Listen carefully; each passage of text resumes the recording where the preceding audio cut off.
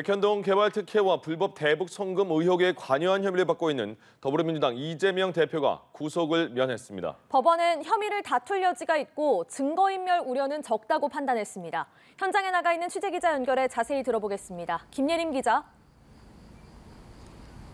네, 저는 서울중앙지법에 나와 있습니다. 유창훈 서울중앙지법 영장전담 부장판사는 오늘 새벽 2시 23분쯤 더불어민주당 이재명 대표에 대한 구속영장을 기각했습니다. 역대 두 번째로 긴 9시간 20분에 걸친 신문을 마치고 약 7시간의 검토 끝에 이같이 결론낸 겁니다. 먼저 유 부장판사는 지난 2018년 검사 사측 의혹 관련 공직선거법 위반 재판에서 위증을 요구한 혐의는 소명된다고 봤습니다. 하지만 성남시장 시절 백현동 사업을 추진하며 민간업자에게 특혜를 몰아줘 시에 200억 원의 손해를 끼쳤다는 혐의에 대해선 이 대표의 관여가 있었다고 볼 만한 상당한 의심이 들기는 하지만 직접 증거 자체는 부족하다고 판단했습니다.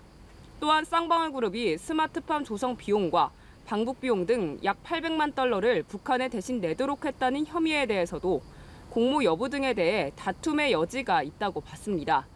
검찰이 강조한 증거인멸 우려는 단정하기 어렵다고 했는데요. 또한 유 부장판사는 이 대표가 선거법 위반 혐의로 재판에 출석하고 있고 정당의 현직 대표인 점을 고려했다고 밝혔습니다.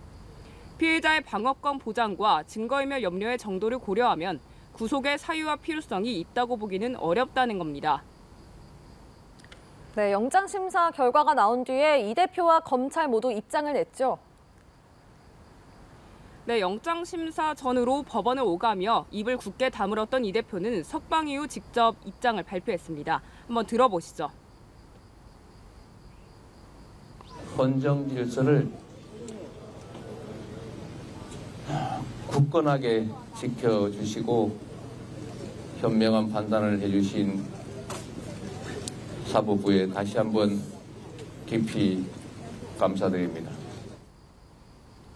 법정과 구치소를 거치며 긴 하루를 보냈던 이 대표는 단식 중단에 따른 회복 치료를 진행해온 녹색병원으로 돌아갔습니다. 검찰은 법원의 결정에 대해 다툼의 여지가 있다고 한 판단에 대해서는 납득하기 어렵고 매우 유감이라는 입장을 내놨습니다. 또 위증 교사 혐의가 소명된 건 증거인멸을 현실적으로 했다는 건데도 증거인멸 염려가 없다는 것은 앞뒤가 모순된 것이라며 향후 보강 수사를 통해 진실을 규명하겠다고 밝혔습니다. 헌정사상 첫 제1야당 대표의 구속심사, 검찰의 신병 확보 실패로 무리한 표적 수사를 벌였다는 비판을 피하기 어렵게 됐습니다. 이번 구속영장 기각으로 428억 원 약정 의혹 수사와 최근 허위 인터뷰 배우 3명 규명 수사에도 차질을 빚을 것으로 보입니다. 지금까지 서울중앙지법에서 전해드렸습니다.